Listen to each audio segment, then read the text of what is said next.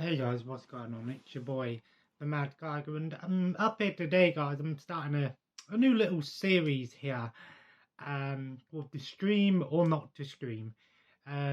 Yeah, so I'm basically gonna be going over a bunch of different streaming services that are available, talking about the ins and outs of them, whether they're worth your time. Maybe giving a little bit of a guide almost. And obviously, I'm going to dedicate a video to each streaming service that I personally use. And maybe it's quite a few. um, but obviously, the thing is, before we go into the streaming service, do a little bit of history with, TV and movies. Um, you know, Obviously, for a long time, TV was like this privilege. There would only be, when TVs first come out, you had like 2 or 3 channels, and it was like whatever was on is on. There's no way to decide, and if you didn't like what was on TV, that was it. You didn't have no other choice.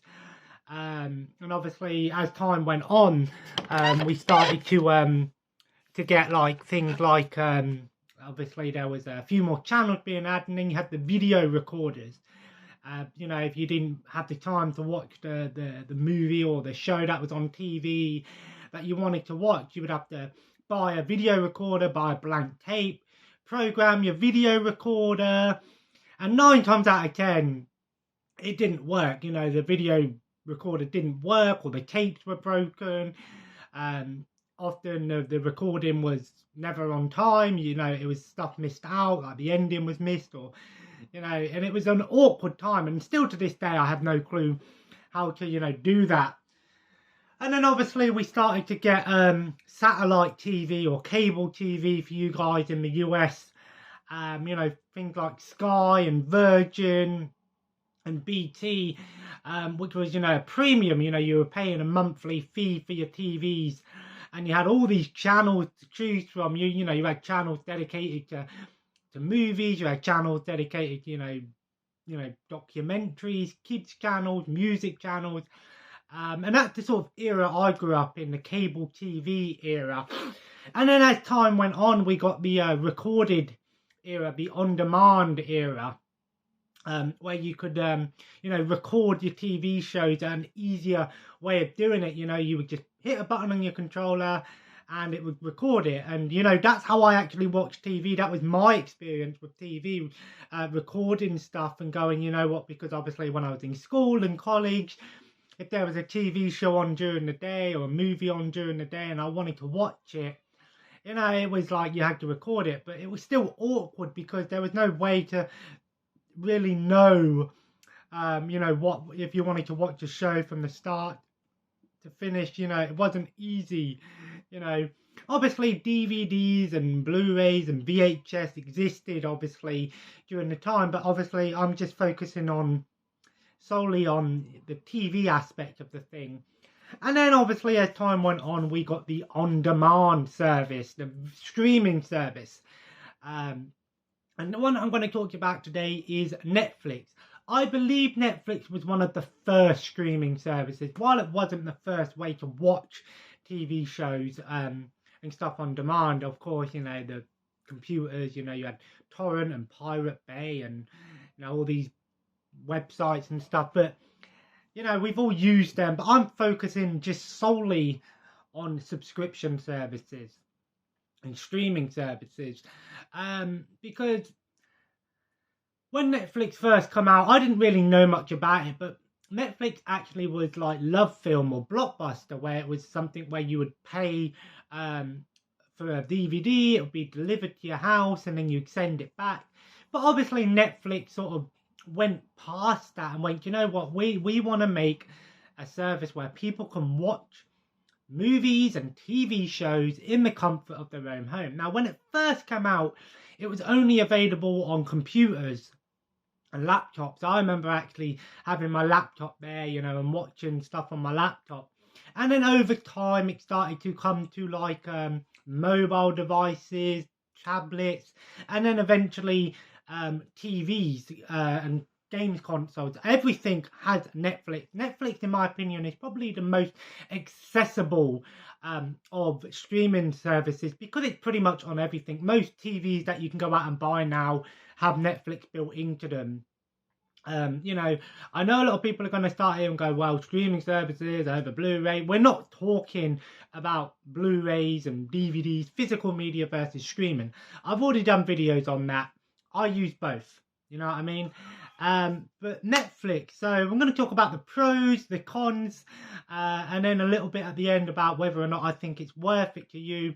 Obviously, Netflix has been in the news quite a bit lately, and over social media, a lot of people are closing their Netflix accounts, and we'll talk about that in the cons section. But I'll start off with the pro section. So the first thing I want to say about Netflix is Netflix, in my opinion, is like the variety pack, basically.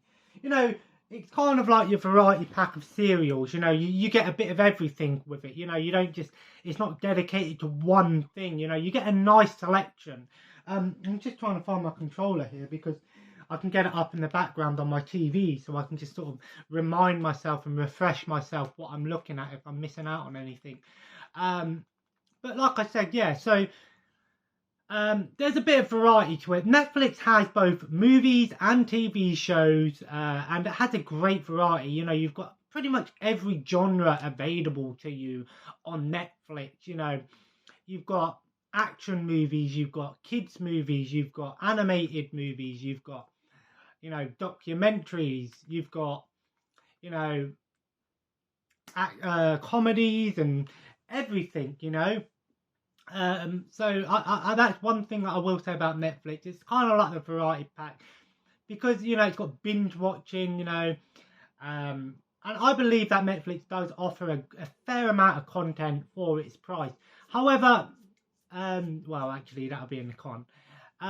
So that's something I really appreciate about Netflix is how much it has on here. And lately, Netflix has been expanding to international, you know, stuff, especially Korean dramas. You know, like Squid Games, of course, blew up really big. You know, and Netflix originals, you know, showed like, again, I know it's not an original, but it is Squid Games, of course, BoJack Horseman, Paradise PD, tons of originals, and the same with movies, you know, like the Fear Street movies and stuff.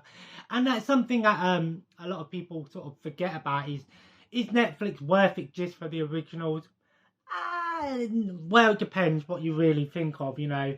Obviously, there's other ways around it, but not everything that's a Netflix original has had like a DVD or a Blu-ray release, I will say.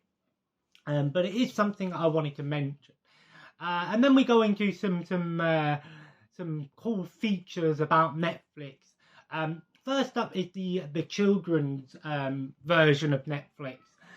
So when you create an account, you can add a children's account, which is great if you've got kids, of course, because it will show all of the kids stuff in one area, and it will put a block on there so the kids won't be able to access you know, the adult stuff. Of course, you've got to be smart with it and obviously put a password on your Netflix account and stuff if you've only got the one device.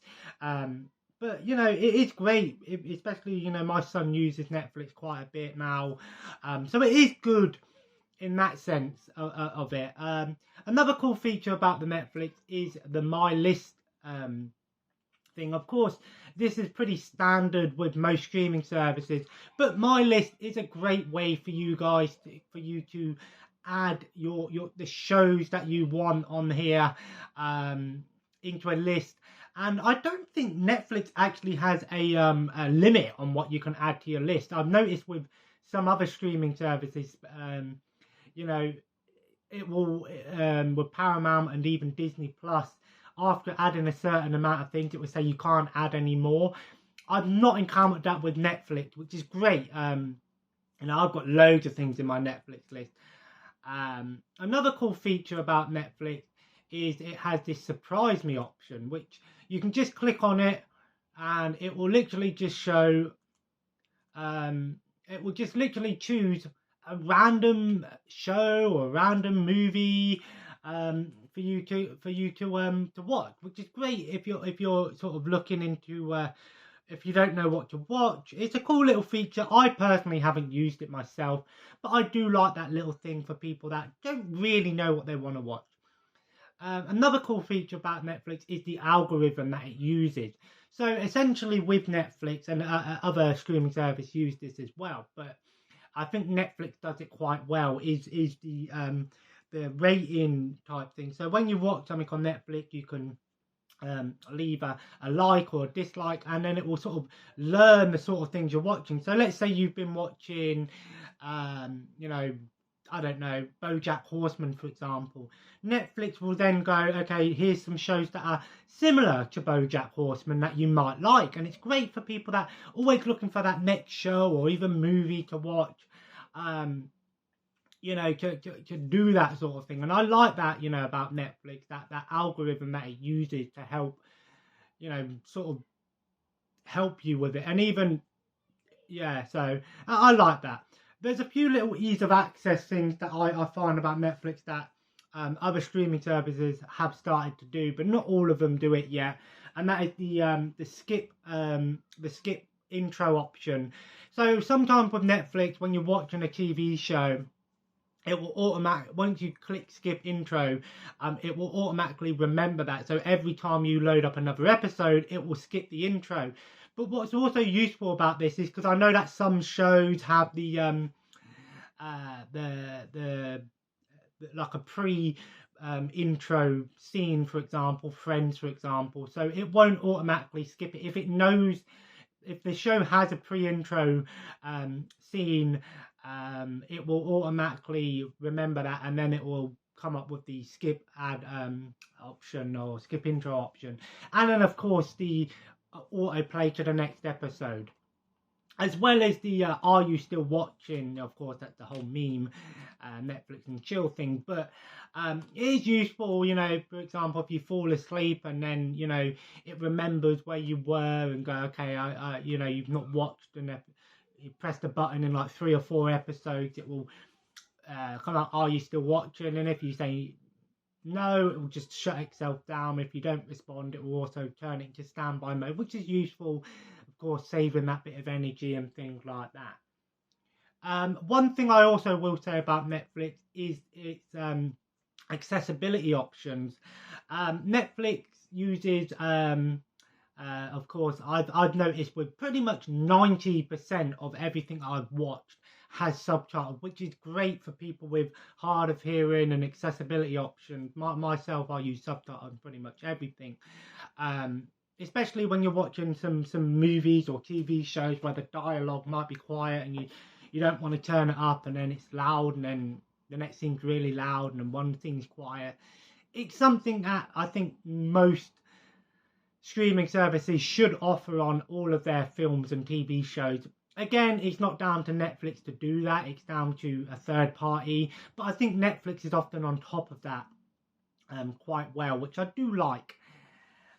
So they're the sort of pros about Netflix. Now we go into the cons. So probably the most obvious one about Netflix is this whole the cancelling stuff. So a lot of Netflix originals do get cancelled quite quickly, unfortunately. Resident Evil, for example, was the new one that's been cancelled already it's not going to get a season 2.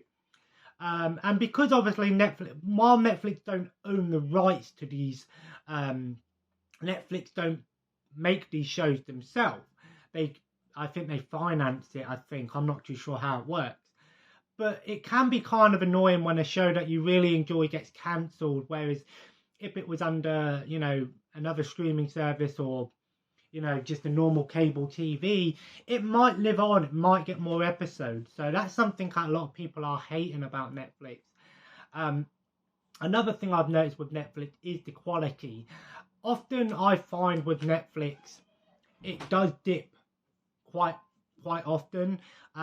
You're watching something in HD and then it will dip to standard, and then it will go back to HD, then to 4K, then back.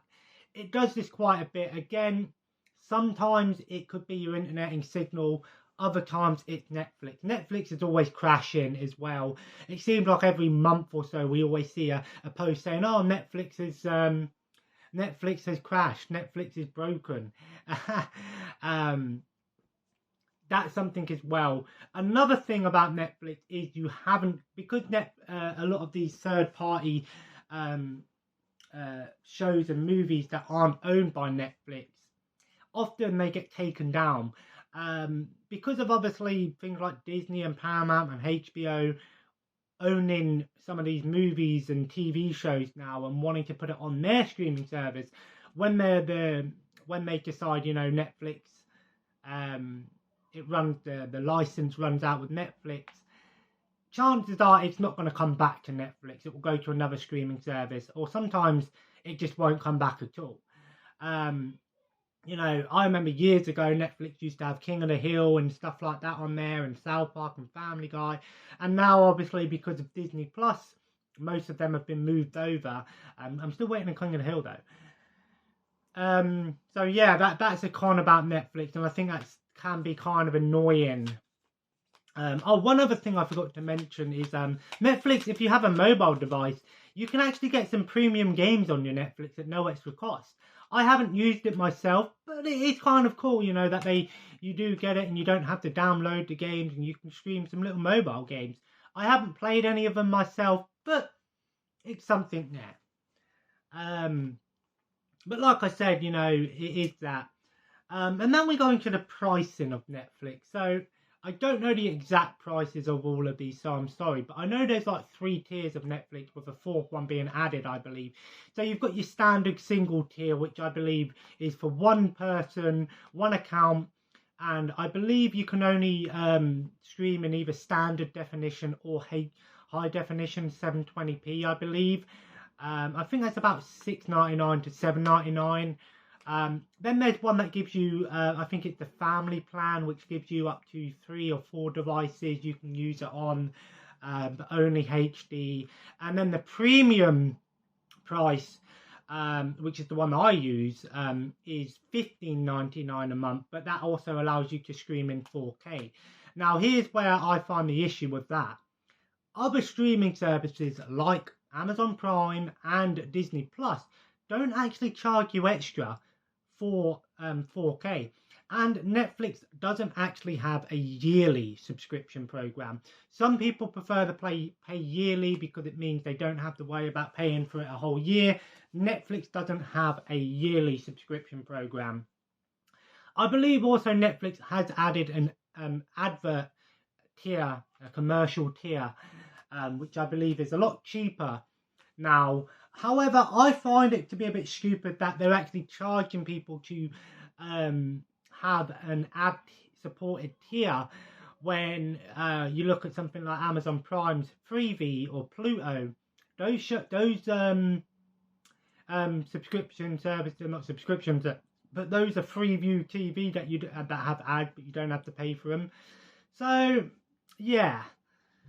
All in all, I think Netflix is still pretty good, although it is probably one of the more expensive things, because most people are going to want the highest tier. And of course, Netflix have also cracked down on account sharing. So basically, if I was to use it, my account, and I was to say to my mate, here's my Netflix login, Netflix could potentially ban you now, which is kind of stupid, but I suppose they're trying to save costs.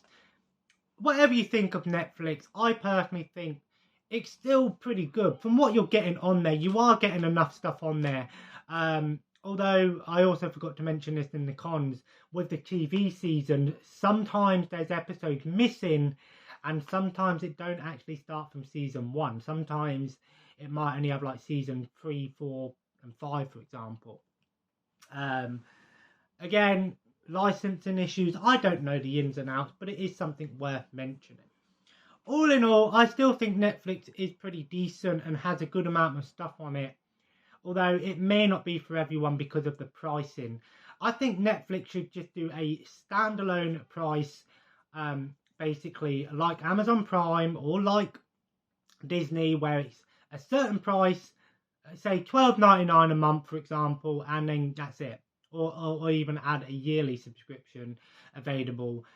Not charging people extra for 4K, because I actually look at the 4K stuff, and there's not a ton of stuff that actually streams in 4K. So yeah, pick your poison. But all in all, that's the first of the to stream or not to stream. So for me, is Netflix a stream or not to stream? It is a stream for me. I think it's still valuable for your money. I think you can get away with just having Netflix as your sole subscription service if you want. You know, there's enough on there for everyone, bit of everything for everyone. So there we go, guys. But if you enjoyed this series, feel free to leave a like, and of course comment below. Let me know, do you use Netflix? Have you cancelled your subscription? What are your favourite things about Netflix? What are some things you'd like them to change? And as always, guys, subscribe if you haven't already. Follow me on Twitter and Instagram at the Mad Tiger. Join me in the next episode of To Stream or Not to Stream, where we're going to talk about Amazon Prime Video. Well, Amazon Prime, actually, because it actually offers more bang for your buck. But anyway, guys, thanks for watching and have a nice day.